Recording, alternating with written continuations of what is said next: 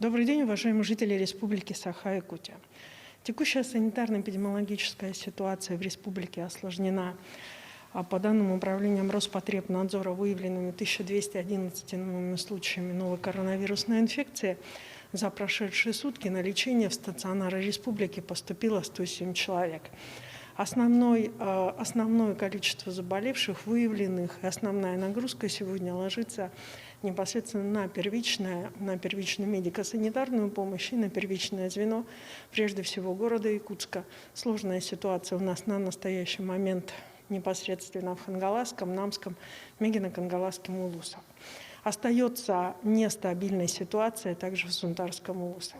В городе Якутске поступило в стационары за сутки 77 человек, в районах поступило в стационары в целом 30 человек, медицинская помощь оказывается. Из них в целом в стационары республики поступило 8 детей, которым оказывается соответствующая медицинская помощь. В стационарах в республике в тяжелом состоянии сегодня находится 69 пациентов. Необходимо обратить внимание, что практически все находящиеся в тяжелом состоянии в реанимации, все они были не вакцинированы. Сегодня врачи по республике борются за жизнь крайне тяжелых больных, в количестве порядка 10 человек.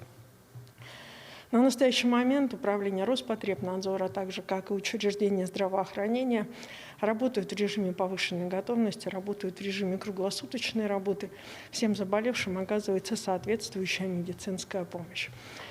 Но несмотря на увеличение количества этих вновь выявленных случаев, сегодня и скорость распространения инфекции у большинства заболевших все-таки пока регистрируется легкое течение заболевания.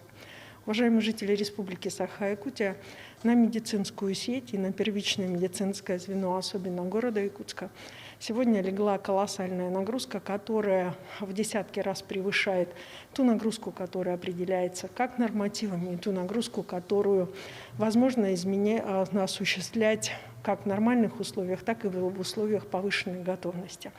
Обращаем ваше внимание на то, что врачи, так же как и медицинские работники иные, так же как и обычные граждане, подвержены заболеванию, они также заболевают, и, соответственно, на настоящий момент все принимается в режиме оперативного решения тех вопросов, которые необходимы для того, чтобы граждане смогли вовремя дозвониться до соответствующей медицинской организации.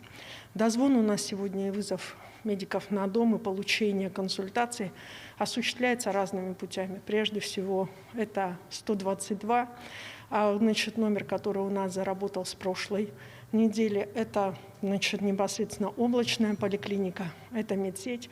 И, конечно же, это наши соответствующие телефоны наших поликлиник по месту прикрепления. Говоря сегодня о нагрузке в медицинских учреждениях, Министерством здравоохранения, от Министерства здравоохранения я сегодня полномочена озвучить ситуацию, которая связана с тем, что на настоящий момент учреждениям здравоохранения республики нужна помощь прежде всего в оказании медицинской помощи теми медиками, которые имеют как высшее, так и среднее медицинское образование и не работают по специальности на настоящий момент. В связи с чем соответствующую такая добровольную мобилизацию мы сегодня объявляем. Я в том числе приглашаю для помощи в работе в первичном звене народных депутатов Республики Саха-Якутия Владимира Чичигинарова, Любовь Евловскую для оказания помощи, медицинской помощи на первичном медицинском звене именно по борьбе с новой коронавирусной инфекцией. С сегодняшнего дня в республике непосредственно перенаправлено осуществление плановой медицинской помощи, соответственно, тех, у кого наступил срок для оказания тех или иных услуг медицинских по основному заболеванию. Необходимо обратить внимание на то, что в своих учреждениях они эту помощь не получат, а они будут перераспределены, они распределены в другие учреждения и организации.